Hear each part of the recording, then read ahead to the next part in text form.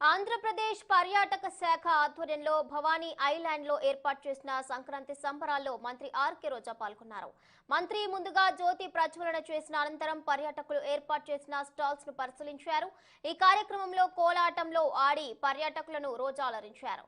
గత ప్రభుత్వాలు పర్యాటక రంగ అభివృద్ధిని తుంగలో తొక్కాయని ఈ సందర్భంగా ఏపీ మంత్రి రోజా విమర్శించారు. జగన్ ప్రభుత్వం ఏర్పడిన నాటి నుంచి పర్యాటక రంగం కొత్త పుంతలు తొక్కుతోందని అన్నారు.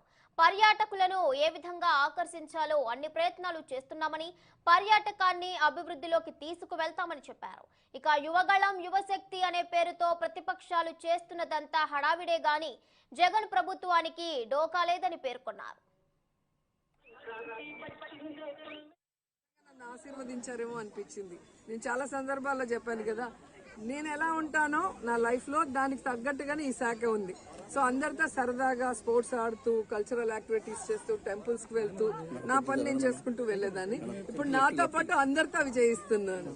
సో ఇప్పుడే కోలాటం ఆడాం అందరం కలిసి, చక్కగా మన పిండి వంటలు, ఆంధ్ర పిండి వంటలు తిన్నాం. సో ఉయ్యాల ఊగాము అండ్ ఎడ్ల బండిని తోలాము.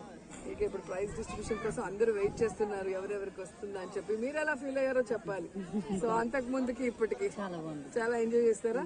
And first time new year celebrations కూడా మేమే స్టార్ట్ చేసాము. జగన్ గారికి చెప్తే ఆయన చిరుచా అన్నారు. లేదు సార్, చాలా మంది ఎక్స్పెక్ట్ చేస్తున్నారు, ఎక్కడికి వెళ్ళాలో వాళ్ళకి తెలియట్లేదు.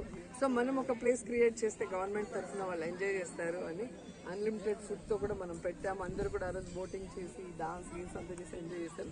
ఇది టోటల్ డిఫరెంట్, ఫుల్ ట్రెడిషనల్ గా మన పండుగలు, మన సాంప్రదాయాలు పిల్లలందరికీ కూడా తెలిసే అవకాశం ఉంటుంది. నిజంగా నన్ను ఆశీర్వదించారేమో అనిపించింది. నేను చాలా